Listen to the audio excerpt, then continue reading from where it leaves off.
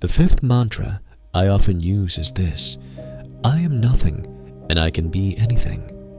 This phrase is one of my favorites. It carries a hint of philosophy and a touch of Zen.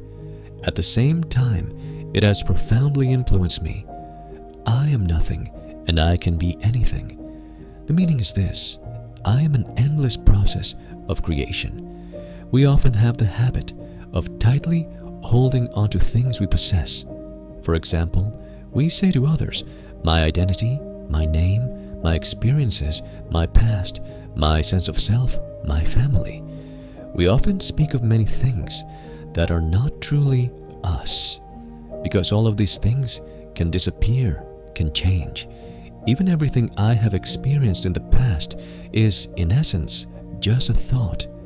If one day I were to develop dementia, I might forget everything. Sometimes, when I look back on my past, I realize what I thought was reality was really just my interpretation. It was merely my memory, my recollection, or even my wishful thinking, a self-indulgent narrative. And the people around me might interpret the same events entirely differently. So, if I continue to define myself by external identities or external experiences, it would be foolish, because those things are ever-changing and can be lost. When I lose them, I will naturally feel pain, sadness, frustration, and confusion. So then, what am I? I love this idea. I am an endless process of creation. Because this so-called self is constantly changing in every moment, I cannot find anything unchanging that I can call me. When I stop clinging to the things that I thought defined me, even when I face failure or frustration, I can clearly see that these are not my essence. They are not the unchanging, true me. So, I don't need to feel overly ashamed or overly frustrated, guilty, afraid, or anxious.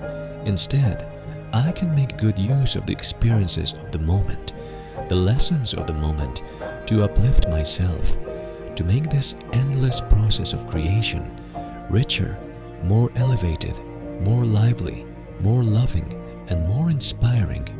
Similarly, none of my failures define me, and none of my successes define me either. Even if, in a certain moment, I perform exceptionally well, I don't need to cling to that either, because if I cling to it, I will become arrogant, proud, self-righteous, and unpleasant. I might freeze myself in a specific moment of failure or success. So then, what is life? What is life made of? I would say life is made of beliefs.